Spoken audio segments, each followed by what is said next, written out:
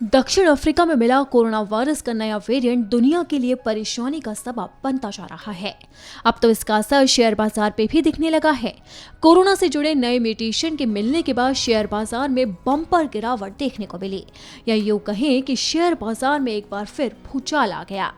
BSE का 30 शेयरों वाले सेंसेक्स और एनएसई के निफ्टी सूचकांक में जबरदस्त गिरावट देखने को मिली।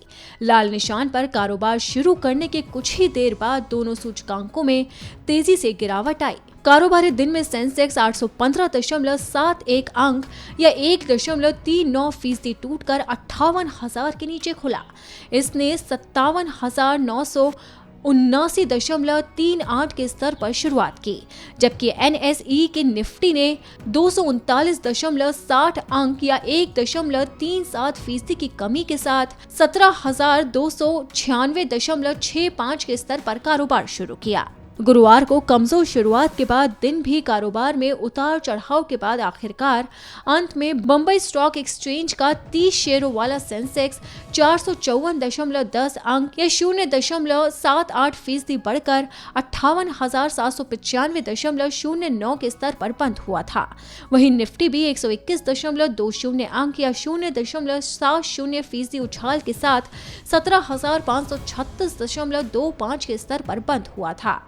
वहीं विदेशी निवेशकों की तरफ से लगातार 7वें दिन बिकावली की जा रही है और बाजार में नेगेटिव सेंटीमेंट हावी हो रहे हैं। हालांकि एक तर्क ये भी दिया जा रहा है कि यूरोप में हाल ही में आई कोरोना के मरीजों की संख्या में तेजी से बाजार पर बुरा असर नहीं पड़ा है। ऐसे में वैल्यूएशन ऊंची ही बने रहने के आसार है। हालांकि एक तरफ ये भी कहा जा रहा है कि कोरोना के नए वेरिएंट की वजह से बाजार सहम उठे हैं। वैज्ञानिकों का मानना है कि दक्षिण अफ्रीका में पाया गया वेरिएंट शरीर की इम्यूनिटी को भी मात देने में सक्षम हो सकता है। ब्रिटिश अधिकारियों की माने तो ये अब तक का सबसे खतरनाक वेरिएंट साबित हो सकता है। इस नए वेरिएंट को लेकर सबसे बड़ी चिंता ये है कि वैक्सीनेशन प्रतिरक्षा प्रणाली को भी भेज सकता है और उसका असर बेकार साबित हो सकता है। विशेषज्ञों का मानना है कि ये दक्षिण अफ्रीका, बोत्सवाना और हांगकांग में पाए गए वायरस का नया रूप है, जिसे लेकर भारत में भी खासी चिंता बनी हुई है।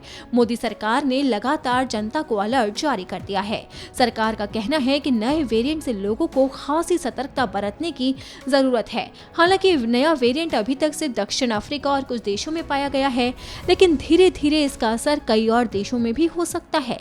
इसलिए मोदी सरकार ने राज्य सरकार को चिट्ठी लिखकर अलर्ट रहने की सलाह दी है। साथ ही लोगों से भी सावधान रहने को कहा है। अब देखना होगा कि जनता सरकार की अपील पर कितना अमल करती है।